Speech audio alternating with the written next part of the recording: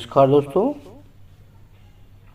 आप देख रहे हैं आपका अपना YouTube चैनल प्रयास मंत्रा और मैं आपका दोस्त, आपका होस्ट नरेश रावत। अपने इस चैनल पर आप सभी का हार्दिक स्वागत करता हूं।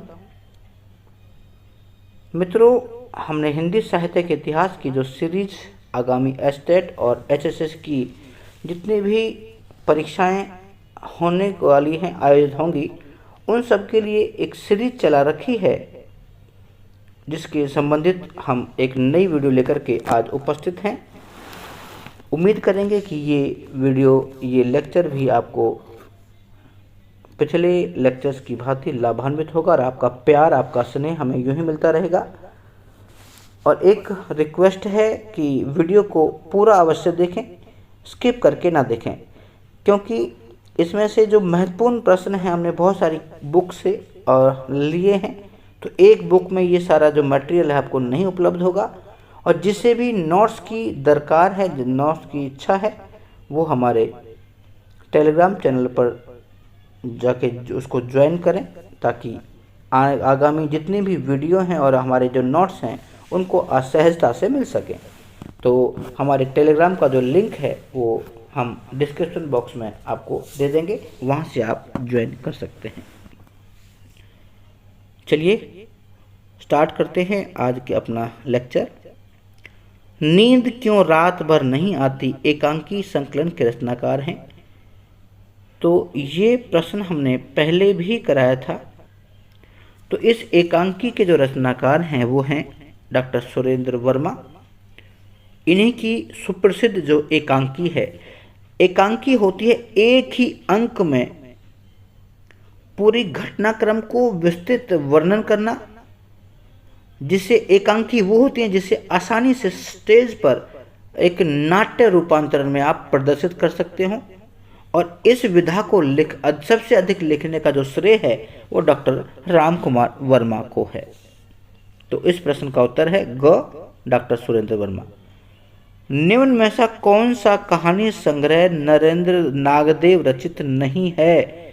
तो नरेंद्र नागदेव की जो रचनाएं हैं वो है वापसी के नाखून, उसी नाव में सैलानी और तमाशबीन। ये नरेंद्र नागदेव की रचनाएं हैं। लेकिन मैंने कुछ नहीं देखा, ये नागदेव की रचना नहीं है। तो इस प्रश्न का उत्तर होगा मैंने कुछ नहीं देखा, ख भाग। अगला जो प्रश्न है वो है काठ का सपना किस कहानीकार का चर्चित कहानी संग्रह है? जो काठ का सपना है वो गजानन माधव मुक्तिबोध की चर्चित कहानी संग्रह है। उन्होंने ही काठ का सपना लिखा था। तो सही उत्तर होगा क, गजानन माधव मुक्तिबोध। अगला जो प्रश्न है वो है सतह से उठता हुआ आदमी किसका कहानी संग्रह है?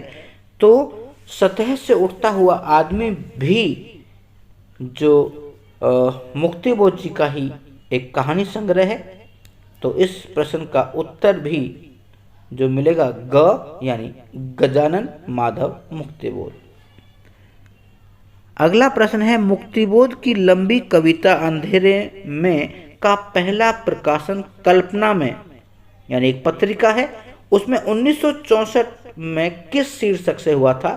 तो प्रश्न ये पूछना चाहता है कि जो अंधेरे में एक बहुत लंबी कविता है, एक कल्पना नामक पत्रिका थी, जिसमें 1964 में ये किस शीर्षक से छपा था?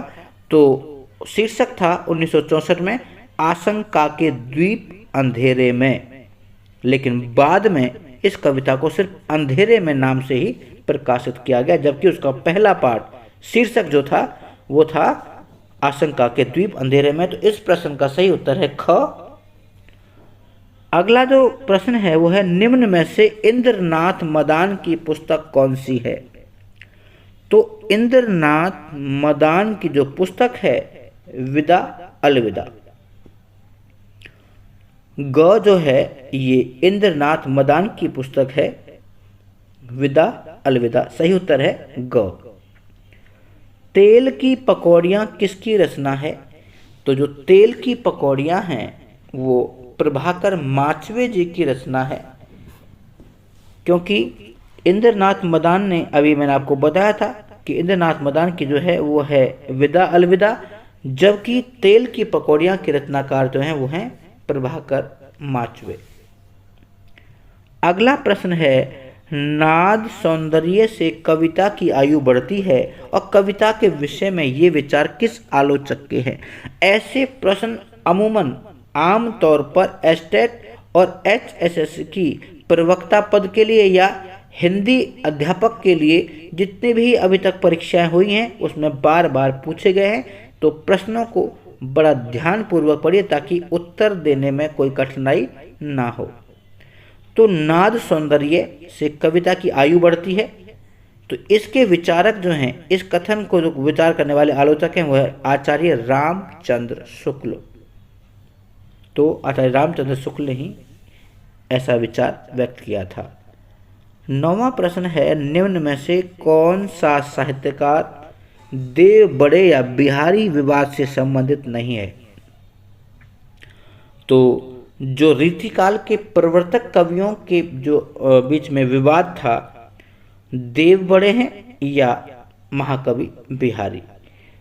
तो इस विवाद में कौन संबंधित नहीं है? वो हैं महावीर प्रसाद द्विवेदी, क्योंकि उन्होंने अपना इस विषय पर कोई पक्ष नहीं रखा, इस विषय में वो बिल्कुल नहीं, विवाद में पड़े ही नहीं। जबकि कृष्णदेव बिहारी मिश्र, लाला भगवान दीन और पदम सिंह शर्मा इस विवाद के अंदर सम्मिलित थे। तो इस प्रश्न का सही उत्तर है क, महावीर प्रसाद द्विवेदी। अलंकारों की संख्या 124 मानने वाले आचार्य कवि कौन हैं? तो जिन्होंने भी 124 जो हैं अलंकार माने हैं वो हैं अप्पय दीक्षित, क्योंकि भामे, जयदेव, रुद्रट इन्होंने इतने अलंकार नहीं माने हैं, जबकि अप्पय दीक्षित ने 124 अलंकार माने हैं। तो ये आचार्य है और कवि भी। तो इस प्रश्न का सही उत्तर है घ, अप्पय दीक्षित। भारत में सबसे कम बोले जाने वाला भाषाई समूह या परिवार कौन सा है? तो भारत में सबसे कम बोले जाने वाला जो भाषाई परिवार है वो है हिंदी, चीनी और तिब्बती भाषा परिवार। क्योंकि देखिए हमारे पास भारोपीय परिवार है और हमारे यहाँ पर जो दक्षिण भारत में द्रविड़ भाषा परिवार है और हिंद आर्य भाषा परिवार है, जबकि चीनी और तिब्बती भाषा परिवार सिक्किम और तिब्बत के जो लोग हैं वही जो हैं वो थोड़े बहुत एरिया में बोलते हैं। तो सबसे कम जो भाषाई समूह है ये चीनी तिब्बती भाषा परिवार है। तो इस प्रश्न का जो उत्तर है वो है ख। अमीर खुसरो द्वारा रचित मुकरियों, पहेलियों और दो सुखने की मुख्य भाषा कौन सी है? तो ये जो दो सुखने और मुकरियां और पहेलियां ये जो रची गई ये अमीर खुसरो ने खड़ी बोली में रची थी। तो इस प्रश्न का सही उत्तर है खड़ी बोली यानी ग भाग। तन्मयतम रसः कहकर किस आचार्य ने रस सिद्धांत के अंतर्गत तन्मयतावाद की स्थापना की है? तन्मयतम रसः कहकर के कौन से आचार्य ने रस सिद्धांत के अंतर्गत तन्मयतावाद की स्थापना की है? तो वो आचार्य हैं अभिनव गुप्त। अभिव्यक्तिवाद के प्रस्तोता जिनका नाम है अभिनव गुप्त, उन्होंने ही कहा है। 13वां प्रश्न है, काशी से प्रकाशित हिंदी गल्पमाला का प्रकाशन किस वर्ष हुआ था? तो काशी से जो हिंदी में जो गल्पमाला प्रकाशित होती थी उनका समय था 1920 और 1920 में ही भारत में नॉन कॉपरेशन मूवमेंट चला था। 1920 में असहयोग आंदोलन और खिलाफत आंदोलन साथ ही साथ में चले थे। तो इसका सही आंसर है 1920 यानी क भाग।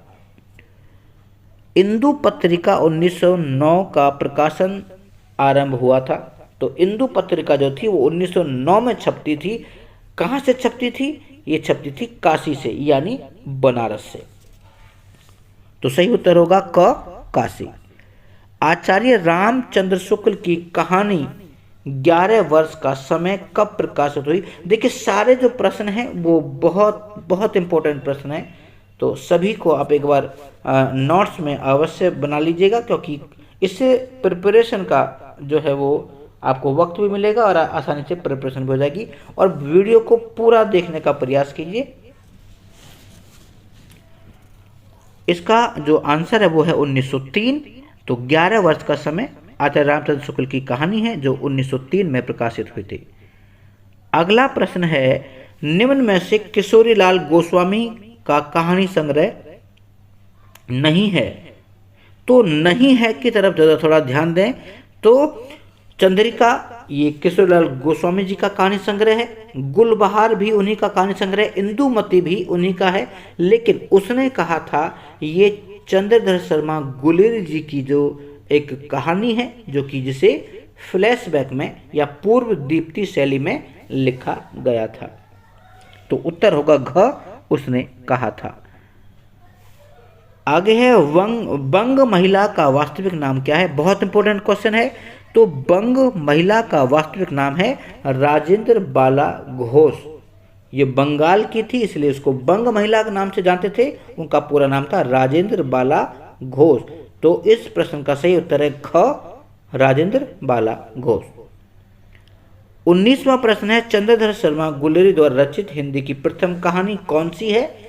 तो चंद्रधर शर्मा गुलेरी द्वारा रचित हिंदी की प्रथम कहानी जो है वो है सुख में जीवन। तो ख आंसर द करेक्ट आंसर।